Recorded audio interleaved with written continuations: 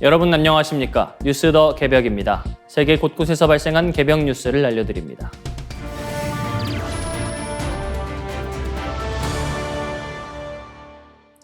일본 서점가에서 학습 만화의 지형이 바뀌고 있습니다. 오랫동안 역사물이 중심이었던 일본 학습 만화 시장이 최근 과학과 수학, 영어, 금융 등 다양한 주제로 빠르게 넓어지고 있습니다.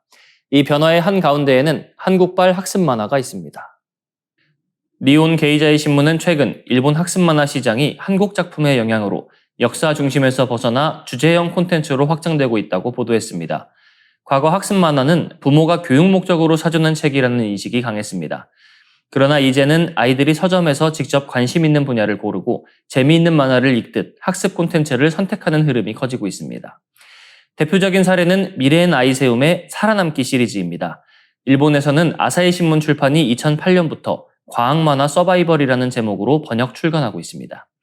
이 시리즈는 무인도, 사막, 빙하, 심해, 이상기후 같은 극한 상황에서 주인공들이 과학 지식을 활용해 위기를 극복하는 내용입니다. 단순히 지식을 설명하는 방식이 아니라 모험과 유머, 빠른 전개 속에 과학 개념을 자연스럽게 녹여낸 점이 강점으로 꼽힙니다. 성과도 뚜렷합니다. 과학만화 서바이벌 시리즈는 일본 내 누적 발행 부수 1,550만 부를 돌파했고 59개 주제, 90권 이상으로 확대됐습니다. 2024년 애니메이션 방영 이후 인지도와 인기도 더 높아졌습니다. 도서관에서 빌리기 어려울 정도로 수요가 늘면서 직접 구매하는 어린이와 학부모도 증가하고 있습니다. 일본 출판업계는 한국 학습 만화의 경쟁력으로 재미를 주목하고 있습니다. 공부를 위해 억지로 펼치는 책이 아니라 만화를 즐기다 보면 자연스럽게 지식이 쌓이는 구조라는 것입니다. 노치마 과학 같은 작품도 유머와 캐릭터를 앞세워 일본 독자층을 넓혀가고 있습니다. 이번 흐름은 K 콘텐츠의 영향력이 드라마, 음악, 웹툰을 넘어 교육 분야로 확장되고 있음을 보여줍니다. 학습과 오락의 경계를 허무는 에듀테인먼트 콘텐츠가 성장하는 가운데 한국 학습 만화는 일본 초등학생들이 스스로 찾는 새로운 지식 콘텐츠로 자리 잡고 있습니다. 일본 출판 시장의 변화 속에서 한국 작품의 존재감은 앞으로 더 커질 것으로 보입니다. 프랑스를 비롯한 서유럽이 때이른 폭염으로 몸살을 앓고 있습니다. 아직 본격적인 한여름이 시작되기도 전인 5월과 6월부터 기온이 40도를 넘나들고 체감 기온은 50도에 육박하면서 일상생활이 멈춰서고 있습니다. 프랑스 기상청에 따르면 지난 6월 23일 전국 평균 기온 지표는 29.2도를 기록했습니다. 이는 1947년 이후 가장 더운 날 가운데 세 번째에 해당하며 역대 6월 최고 기록이기도 합니다. 수도 파리도 최고 기온이 39도에서 40도까지 치솟으며 폭염의 정점에 들어섰습니다.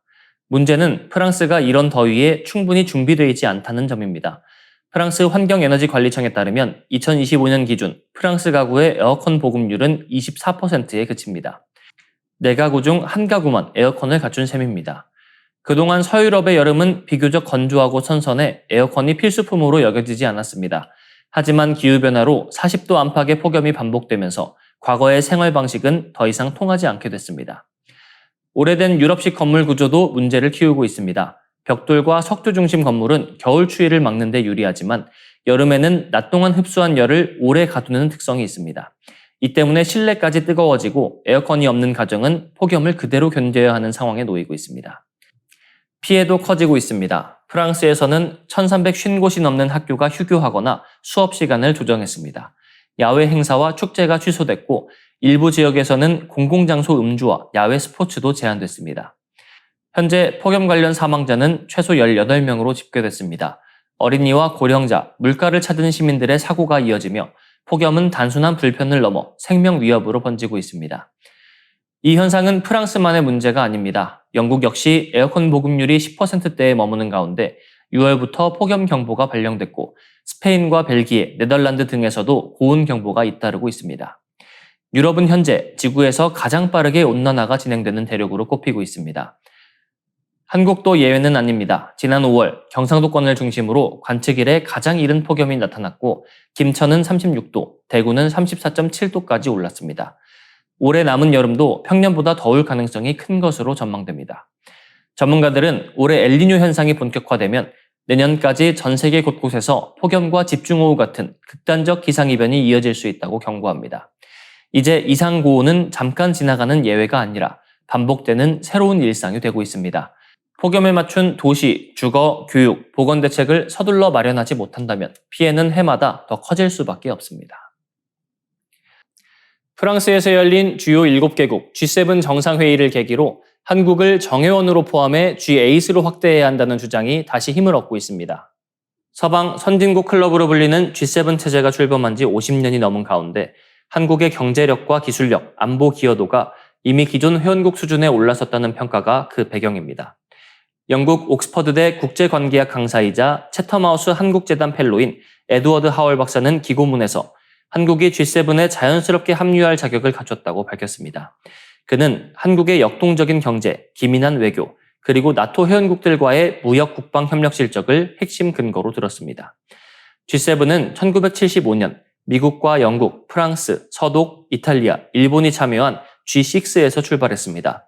이듬해 캐나다가 합류하며 G7이 됐고 한때 러시아가 들어오며 G8 체제가 됐지만 2014년 크림반도 병합 이후 러시아가 배제되면서 다시 G7으로 돌아왔습니다.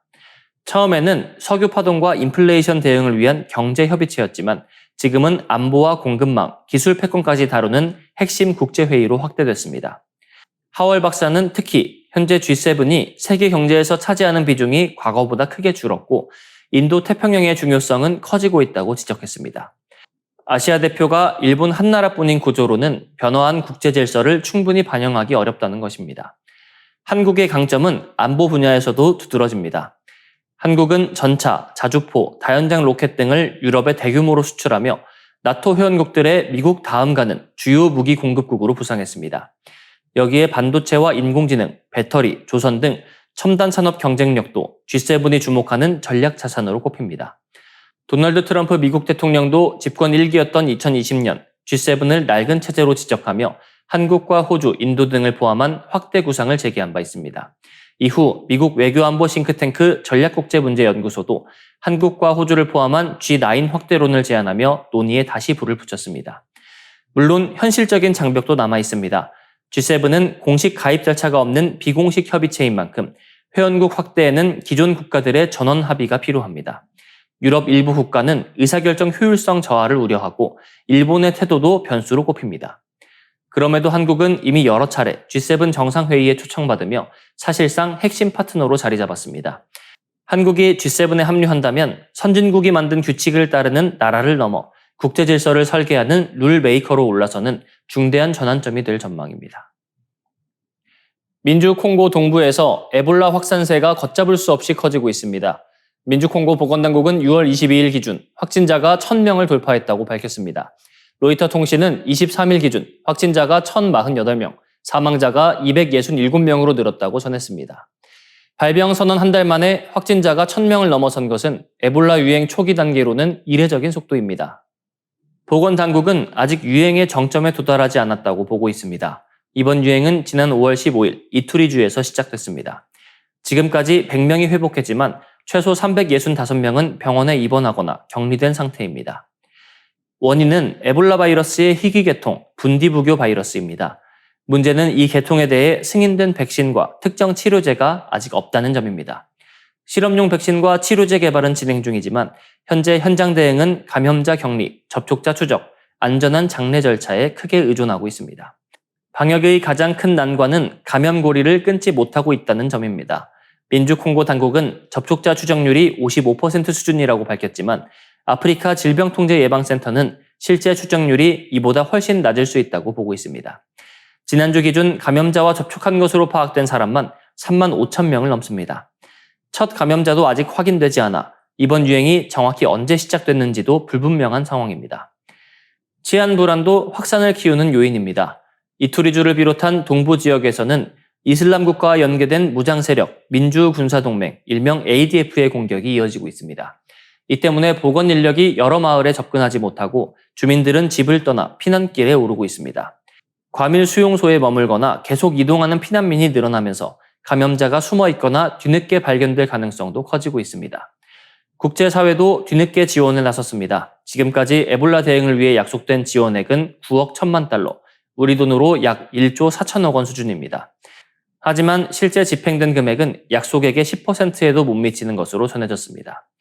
아프리카 질병통제예방센터는 확산이 조기에 억제되지 않을 경우 필요한 재원 규모가 약 2조 3천억 원까지 커질 수 있다고 우려하고 있습니다. 에볼라는 이제 민족 홍보만의 문제가 아닙니다. 우간다에서도 관련 감염 사례가 확인됐고 서아프리카 경제공동체는 회원국들에게 공항과 국경 검역 강화를 권고했습니다. 2014년부터 2016년까지 서아프리카를 강타한 에볼라 사태로 11,000명 이상이 숨졌던 기억이 다시 떠오르고 있습니다. 이번 사태는 전염병이 보건 문제를 넘어 치안과 피난, 국제 지원, 국경 관리가 모두 얽힌 복합 위기로 번지고 있음을 보여주고 있습니다. 이상으로 뉴스 더 개벽 마치겠습니다. 시청해주셔서 고맙습니다.